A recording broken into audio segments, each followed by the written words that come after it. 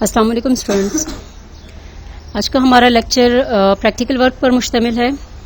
Last time हम लोगों ने जो स्ट्रक्चर्स के हवाले से डिस्कशन की थी, स्ट्रक्ट की सिंटैक्स देखा था, उसके मेंबर्स को किस तरीके से डिफाइन करेंगे और साथ में स्ट्रक्चर्स ऑब्जेक्ट हम कैसे क्रिएट करते हैं, यूज कैसे करेंगे, उसी को हम आज प्रैक्टिकली देखेंगे। उसके लिए हम सबसे पहले फाइल क्रिएट करते हैं। फाइल आप मुख्तलिफ तरीकों से बना सकते हैं। फाइल न्यू एम्प्टी फाइल से भी जा सकते हैं और फाइल न्यू में फाइल के जरिए आप विजार्ड भी ले सकते हैं। ठीक है, उसके नतीजे में आप उसकी टाइप जो है सीपीपी वो भी बता सकते हैं। हम यहाँ से एम्प्टी फाइल लेते हैं और फाइल को साथ में सेव भी कर लेते हैं। ठीक है, सेव करते हुए हम इसका नाम दे देते हैं स्ट्रक्ट डेमो और एक्सटेंशन देना नहीं भूलना। लाजमन हमने इसका एक्सटेंशन फाइल का क्या देना है, अगर आप एम्प्टी फाइल से आ रहे हैं तो डॉट के बाद सीपीपी। अगर आप नहीं देंगे तो हो सकता है नहीं बल्कि आपके पास ये एरर देगा। ठीक है, आपका जो कंपाइलर है C++ के सिंटैक्स इसको मिलेगा और कमांड्स मिलेंगी और C का जो कंपाइलर है वो सी आउट वगैरह नहीं समझता। ठीक है, और आपकी फाइल जो है वो बाय डिफॉल्ट C के टाइप के तौर पर सेव होगी। तो एक्सटेंशन देना जो है एम्प्टी फाइल के केस में आपने नहीं देना। ठीक है, यहां से हमने स्ट्रक्ट डेमो जो भी हम आप नाम देना चाहते हैं दे दें, उसके बाद डॉट के बाद CPP और उसके बाद हम सेव कर लेते हैं। तो ये हमारे पास फाइल आ गई। यहाँ पे अब हम अपना कोड रखते हैं। अब हम यहाँ पे क्या करेंगे, हम अपना स्ट्रक्चर क्रिएट करेंगे और उसे यूज करेंगे। ठीक है, यहाँ पर हमें जो हेडर फाइल्स चाहिए पहले हम वो ऐड कर लेते हैं। #include io stream, इसके बाद स्ट्रक्ट हमें डिफाइन करना है। तो स्ट्रक्चर के लिए हम क्या करते हैं, फाइल को साथ साथ सेव करते रहें। ठीक है, अच्छा, स्ट्रक्ट हम कैसे डिफाइन करते हैं, कीवर्ड हम लेंगे स्ट्रक्ट। जैसे आप कीवर्ड टाइप करेंगे इसका कलर जो है वो चेंज हो जाएगा। ठीक है, स्ट्रक्ट कीवर्ड के बाद आप जो नया टाइप डिफाइन करना चाहते हैं, जो भी टाइप नेम रखना चाहते हैं वो यहां दे दें। हम बेसिकली यहाँ पे क्या चाह रहे हैं, हमने क्या डिजाइन किया हुआ है कि हम यहाँ पर स्टूडेंट की जो इन्फॉर्मेशन है वो रखना चाहते हैं। ठीक है, तो इसीलिए हम यहाँ पर इसको नाम दे रहे हैं स्टूडेंट। ठीक है, आप अपने जिस मकसद के लिए आप स्ट्रक्चर बना रहे हैं उसके हिसाब से आप क्या करेंगे, उसका नाम दे देंगे। अब ये जो आपने नाम दिया है ये आगे जाके बतौर टाइप इस्तेमाल होगा। ठीक है, इसी को आपकी ये जो आपकी लैंग्वेज जो वोकैबुलरी है उसमें आपका इस नाम का आगे इजाफा हो जाएगा, जिसकी टाइप क्या होगी, स्ट्रक्ट टाइप होगा। ठीक है, अब इसको आप एज अ टाइप इस्तेमाल करेंगे जिसके जरिए आप अपना डेटा जो है मेमोरी में क्रिएट करेंगे और स्टोर करवा सकेंगे। ठीक है, तो स्टूडेंट स्ट्रक्चर का नाम हो गया। उसके बाद हम ब्रैकेट स्टार्ट करते हैं जो कि इसकी ब्लॉक को, इसकी बॉडी को ओपन कर देगा। ठीक है, जैसे ही मैंने ब्रैकेट को लेफ्ट कर्ली ब्रैकेट दिया उसके साथ ही मेरे पास राइट कर्ली ब्रैकेट भी आ गया है। अब मेरे पास जो कोड ब्लॉक्स का वर्जन है 17.12, इसमें आपकी ऑटो कंप्लीशन हो जाती है। जब आपकी ब्रैकेट्स आप देते हैं, लेफ्ट ओपनिंग ब्रैकेट देंगे तो क्लोजिंग ब्रैकेट ये खुद डाल देगा। आप लोग देखिए, अगर आपके सिस्टम में हो सकता है कोई पुराना अगर वर्जन है तो हो सकता है उसमें आपके पास क्लोजिंग ब्रैकेट ना है, उस केस में आपने खुद टाइप करना होगा, यानी राइट कर्ली ब्रैकेट से बॉडी आप इसकी क्लोज करेंगे स्ट्रक्चर की और फिर उसके बाद सेमी कॉलन देंगे। लेकिन अगर आपके जो एडिटर है, जो आपका कोड ब्लॉक्स है, जो भी वर्जन आप इस्तेमाल कर रहे हैं C++ की फाइल लिखने के लिए, जो भी आप कंपाइलर यूज करें, उसमें अगर ये फीचर नहीं है तो आपने खुद डालना है, और अगर ये फीचर है तो पहले चेक कर लें कि क्या आपके जो एडिटर है उसने क्लोजिंग आपके पास जो ब्लॉक है क्या उसका क्लोजिंग तो नहीं दिया हुआ। अगर दे दिया तो दोबारा टाइप करने की जरूरत नहीं है, क्योंकि दोबारा अगर आप टाइप करेंगे तो उससे क्या होगा कि आपके पास एरर आ जाएगा, क्योंकि यहाँ पे आपके पास ओपनिंग तो एक है लेकिन क्लोजिंग उसको 2 मिलेंगी, तो वो मैचिंग नहीं कर पाएगा, जिसके नतीजे में कंपाइलर जो है आपको एरर देगा। ठीक है, तो देख लें कि आपको right curly bracket closing block के लिए आपने देना है या नहीं देना। अगर नहीं है तो आप टाइप करेंगे राइट कर्ली ब्रैकेट और उसके बाद सेमी कॉलन लाजमन देना है। स्ट्रक्ट की डेफिनेशन में आपने स्ट्रक्ट की जो बॉडी है, स्ट्रक्ट की जो डेफिनेशन है वो आप एंड करते हैं किससे, सेमी कॉलन से। ठीक है, यहां से हम स्टूडेंट की बॉडी में एंटर हो जाते हैं। एंटर की प्रेस करें, यहां से देखें आपके पास नई लाइन के अंदर हम आ गए इसी स्ट्रक्ट की बॉडी के अंदर। ठीक है, ये ब्लॉक स्टार्ट हुआ, यहाँ पे क्लोज हो गया, इसके बीच में आ जाएंगे। अब स्टूडेंट के हवाले से हम क्या इन्फॉर्मेशन रख सकते हैं, मसलन हम उनका रोल नंबर रखना चाहते हैं। ठीक है, तो इंट, जैसे आप वेरिएबल क्रिएट करते हैं बिल्कुल उसी तरह आप वेरिएबल क्रिएट करेंगे। इंट रोल नंबर, ये मेरा हो गया पहला डेटा मेंबर, ठीक है। ये हमारे पास जो डेटा आइटम होते हैं इनको हम क्या कहते हैं, मेंबर ऑफ स्ट्रक्चर्स। इसको हम डेटा मेंबर भी कह सकते हैं और सिंपली हम इसको मेंबर भी कह सकते हैं। C++ के अंदर स्ट्रक्चर में आप सिर्फ और सिर्फ डेटा मेंबर्स डिफाइन कर सकते हैं, यानी सिर्फ वेरिएबल्स रख सकते हैं, डेटा आइटम्स डिफाइन कर सकते हैं, फंक्शंस नहीं लिख सकते, ठीक है। क्लास के अंदर आप डेटा और फंक्शन दोनों लिखेंगे, लेकिन हम स्ट्रक्चर में अब सिर्फ क्या करेंगे, सिर्फ और सिर्फ हम अपना डेटा या हमारे जो वेरिएबल्स हैं वो हम क्रिएट करेंगे, ठीक है। और डेटा बेसिकली हम कैसे स्टोर करेंगे, वेरिएबल्स क्रिएट करते हुए। तो बस सिर्फ हमारा क्या हो गया कि अब हम वेरिएबल किसी कॉन्टेक्स्ट में, किसी स्ट्रक्चर के अंदर, किसी कंटेनर में हम डिफाइन कर रहे हैं, ठीक है। अच्छा, इसी तरीके से नेक्स्ट हम वेरिएबल ले लेते हैं। लेट्स सपोज मुझे स्टूडेंट के मार्क्स स्टोर करने हैं, तो डबल मार्क्स, और साथ ही हमें परसेंटेज की भी जरूरत पड़ेगी। उसकी टाइप भी चूंकि हमारे पास डबल ही होगी, तो हम क्या करते हैं, यहां पर हम इसका नाम परसेंट रख देते हैं। और साथ में देखिए हमने क्या किया है, चूंकि मार्क्स और परसेंट दोनों की टाइप सेम है, तो इसके लिए हमने डबल कीवर्ड एक ही दफा यूज किया है। सो डबल मार्क्स कॉमा, फिर उसके बाद परसेंट, और फिर उसके बाद सेमीकोलन। तो ये क्या करेगा आपके पास कि ये एक ही स्टेटमेंट के अंदर से, एक ही इंस्ट्रक्शन के अंदर से आपकी दो वेरिएबल्स जो है डबल टाइप की क्रिएट हो जाएंगी। अच्छा, स्टूडेंट का नाम हमने स्टोर करना है, तो यहां पर हम क्या कहते हैं, स्ट्रिंग टाइप हम ले लेते हैं, ठीक है। हम सी लैंग्वेज का जो स्ट्रिंग स्टाइल है वो भी हम ले सकते हैं, कैरेक्टर अरे, लेकिन ऑलरेडी चूंकि C++ की लाइब्रेरी में स्ट्रिंग क्लास हमारे पास मौजूद है, तो हम उस टाइप को यूज करेंगे। तो यहां पे हमें चाहिए होगी हेडर फाइल। स्ट्रिंग टाइप को यूज करने के लिए वो हम पहले इंक्लूड कर लेते हैं, string.h, ठीक है। IOStream के साथ .h नहीं देना, उसके बाद इसके अलावा आप बाकी जितने भी हेडर फाइल इंक्लूड करेंगे मोस्टली आप उनके साथ .h देते हैं, ठीक है। अगर आप टर्बो सी में काम कर रहे हैं तो वहां पर आपको IOStream के साथ .h आपको देना पड़ेगा, अदरवाइज टर्बो सी आपको एरर देगा, ठीक है। टर्बो सी के अलावा बोरलैंड, टर्बो सी जो पुराने वर्जन हैं, अगर इनके अलावा आपके पास कोई और नए एडिटर्स हैं, नए आपके पास जो कंपाइलर हैं, तो उसमें IOStream के साथ .h की जरूरत नहीं है, ठीक है। साथ साथ फाइल को सेव करते हैं। सो यहां पर हम लेते हैं स्ट्रिंग फर्स्ट नेम,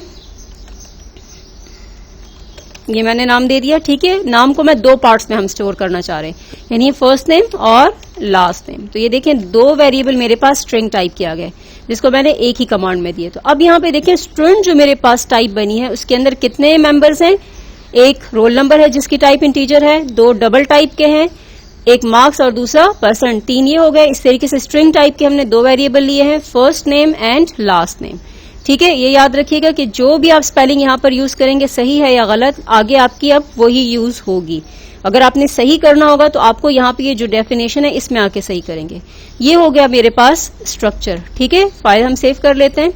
ये आपके पास देखें, ये आपकी स्ट्रक्चर फाइल आ गई, सिंपल है आपके पास। स्ट्रक्ट स्टूडेंट, यहां पे नाम हो गया स्ट्रक्चर का, ये टैग हो गया या नेम ऑफ द स्ट्रक्चर हो गया, और यही अब आपका एज अ टाइप इस्तेमाल होगा। ब्लॉक स्टार्ट कर दें, उसके बाद फिर आपके पास साथ में जो है आपके डेटा मेंबर्स आ गए, ब्लॉक क्लोज हुआ, ठीक है, बॉडी क्लोज हुई, और उसके साथ सेमीकोलन बता रहा है कि यहाँ पे स्ट्रक्चर की जो डेफिनेशन है स्टूडेंट स्ट्रक्चर की, वो यहाँ पे एंड हो चुकी है, ठीक है। अब इसको हम क्या करेंगे, स्ट्रक्चर स्टूडेंट को अब हम स्टोर करते हैं या यूज करते हैं। ये अब आपके पास क्या है, ये सिर्फ और सिर्फ स्पेसिफिकेशन है, ठीक है। ये जस्ट आपके पास डिस्क्रिप्शन है। ये आपने ये बताया है कि भाई स्टूडेंट टाइप के स्ट्रक्चर में क्या इंफॉर्मेशन स्टोर होगी, आपने सिर्फ बस ये बताया है। ये अभी मेमोरी में ये वेरिएबल्स जो है जगह नहीं लेंगे, ना रोल नंबर स्टोर होगा मेमोरी में, ना मार्क्स, ना परसेंट, ना फर्स्ट नेम, ना लास्ट नेम। ये आपके मेमोरी में कब जगह लेंगे, कब स्टोर होंगे, कब इनमें वैल्यू स्टोर होंगी, जब आप स्टूडेंट टाइप का वेरिएबल क्रिएट करेंगे, ठीक है। तो ये आपने क्या किया, एक नए टाइप आपने डिफाइन किया। अब आप क्या कर रहे हैं, अब आप अपनी लैंग्वेज को एक्सटेंड करने की पोजीशन में आ गए, यानी अब आप अपने लिए अपनी जरूरत के मुताबिक नए टाइप डिफाइन कर सकते हैं, ठीक है, जो आपके लिए डेटा को ऑर्गेनाइज करे, स्टोर करे, ठीक हो गया। तो अब मेरे पास ये जो स्टूडेंट है ये क्या बन गया, ये मेरे पास एक टाइप बन गई। जिस तरह हमने यहाँ पे इंट, डबल और स्ट्रिंग इस्तेमाल किया था, बिल्कुल उसी तरह अब हम स्टूडेंट को इस्तेमाल करेंगे बतौर टाइप, ठीक है। इसको अब हम टेस्ट करते हैं मेन फंक्शन के अंदर। मेन के ब्लॉक में चले जाएं, ठीक है। ब्रैकेट्स का ख्याल रखिएगा, जहां पे आपकी क्लोजिंग ब्रैकेट आ जाती है दोबारा टाइप ना करें, ठीक है। यहां से हम मेन के अंदर आते हैं। सो अब मुझे क्या चाहिए, स्टूडेंट, पहले स्टूडेंट की इन्फॉर्मेशन स्टोर करनी है। तो टाइप नेम मेरे पास क्या है, देखिए जो भी स्पेलिंग है, आई रिपीट कि जो भी आपने यहाँ स्पेलिंग दी है वही स्पेलिंग अब आपकी आगे इस्तेमाल होगी, कैपिटल है या स्मॉल है, राइट है या रॉन्ग है, ठीक है। जो स्पेलिंग आपने यहाँ दी है वही स्पेलिंग अब आपकी आगे इस्तेमाल होगी। अगर आपको करेक्शन करनी है तो आपको यहाँ पे करेक्शन करनी होगी, ठीक है। स्टूडेंट एस कैपिटल रखना है या कोई स्पेलिंग मिस्टेक हुई है तो अब आप यहाँ पे करेक्ट करेंगे। जो भी आपकी यहाँ स्पेलिंग है अब हम उसको यहाँ यूज करेंगे। तो यहाँ पे हम कहते हैं स्टूडेंट, ये हो गया मेरा टाइप नेम, और लेट सपोज हम वेरिएबल का नाम दे देते हैं S1, ठीक है। सिंपल, आपका वेरिएबल क्रिएट हो गया। अब देखें ये क्या बना, S1 आपके पास क्या हो गया है, S1 आपके पास है एक वेरिएबल जिसकी टाइप क्या है, स्टूडेंट है। अब S1 जब मेमोरी में क्रिएट होगा तो क्या होगा, देखिए डेफिनेशन क्या है हमारे पास स्टूडेंट की। स्टूडेंट की डेफिनेशन में है roll number, marks, percent, first name, last name, ये हो गई इसकी डिस्क्रिप्शन। जब हमारा वेरिएबल क्रिएट हुआ, यहां पे हमने बताया कि भाई मेमोरी में एक वेरिएबल क्रिएट करो, स्टूडेंट टाइप का नाम रख दो S1। तो अब क्या होगा, अब यहां पे आपके पास देखें आपका मेमोरी में स्पेस रिजर्व होगा। स्टूडेंट की डेफिनेशन में क्या है, स्टूडेंट की डिस्क्रिप्शन में क्या दिया हुआ है, स्टूडेंट की डिस्क्रिप्शन में आपके पास यहां पर देखें रोल नंबर है, तो आपके पास एक वेरिएबल क्रिएट होगा रोल नंबर के लिए, ठीक है। नाम इसका क्या आ जाएगा, यानी जब आपने कहा स्टूडेंट S1 तो मेमोरी के अंदर वेरिएबल क्रिएट होगा, स्पेस रिजर्व होगा रोल नंबर के लिए। दूसरा वेरिएबल आपके पास क्रिएट होगा मार्क्स के लिए,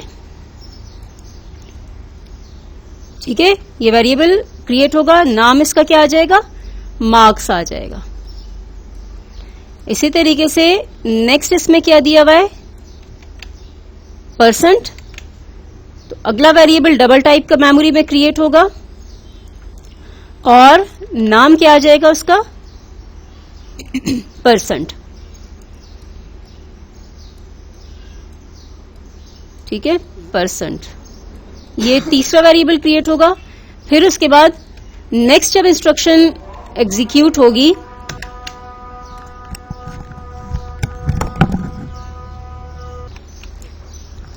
इसी तरीके से जब नेक्स्ट स्टेटमेंट एग्जीक्यूट होगी, स्ट्रिंग फर्स्ट नेम, तो ये क्या करेगा, फर्स्ट नेम टाइप के नाम से एक मेमोरी में स्पेस रिजर्व करेगा जिसकी टाइप क्या होगी, स्ट्रिंग। और इसी के साथ एक और वेरिएबल क्रिएट करेगा स्ट्रिंग टाइप का जिसका नाम लास्ट नेम रख देगा, ठीक है। तो हमारे पास देखें इस तरह से first name and last name के नाम से भी आपके पास वेरिएबल क्रिएट हो जाएंगे। अब ये सारे जो वेरिएबल्स हैं ये आपके as a group, as a collection जो है इस्तेमाल होंगे। अब इस पूरे ग्रुप का, इस पूरे कलेक्शन का जो नाम है वो क्या आ जाएगा, वो आपका आ जाएगा जो आपने स्टूडेंट के बाद जो डिक्लेरेशन की थी यहां पर, ये देखें स्टूडेंट, उसके बाद क्या दिया था S1, तो ये उस पूरे कलेक्शन का नाम क्या रख देगा, इसका नाम रख देगा S1, ठीक है।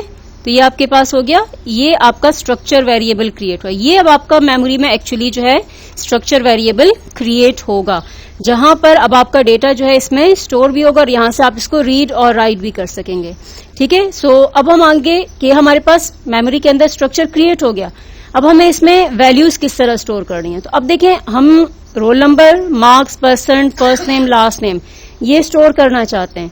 तो उसके लिए हम क्या करते हैं कि हम ये जो वेरिएबल है इसका नाम लेंगे, ठीक है। क्या है हमारे पास S1। अब S1 अगर आप देखें तो असल में कलेक्शन ऑफ डेटा है, मोर देन वन इसमें आइटम्स हैं। तो कौन सा आइटम हमें चाहिए यहाँ पे, ठीक है। तो यहां पर हम कहेंगे कि भाई S1 का मुझे रोल नंबर चाहिए या मार्क्स चाहिए या परसेंट चाहिए, फर्स्ट नेम या लास्ट नेम चाहिए। तो ये हम बताएंगे किसके जरिए, ये हम बताते हैं स्ट्रक्चर वेरिएबल का नाम और उसके बाद हम बताते हैं डॉट, ठीक है। डॉट के बाद हम क्या बताएंगे, अपने डेटा मेंबर का नाम बताएंगे। मिसाल के तौर पर मुझे रोल नंबर में वैल्यू स्टोर करनी है या इसमें से रीड करना है, तो हम रोल नंबर नाम लिख देंगे, ठीक है। तो ये मेरे पास हो गया मेंबर को एक्सेस करना। और ये हमारे पास क्या है, ये हमारा मेंबर एक्सेस ऑपरेटर है, ठीक है। मेंबर एक्सेस ऑपरेटर या हम इसको डॉट ऑपरेटर भी कहते हैं।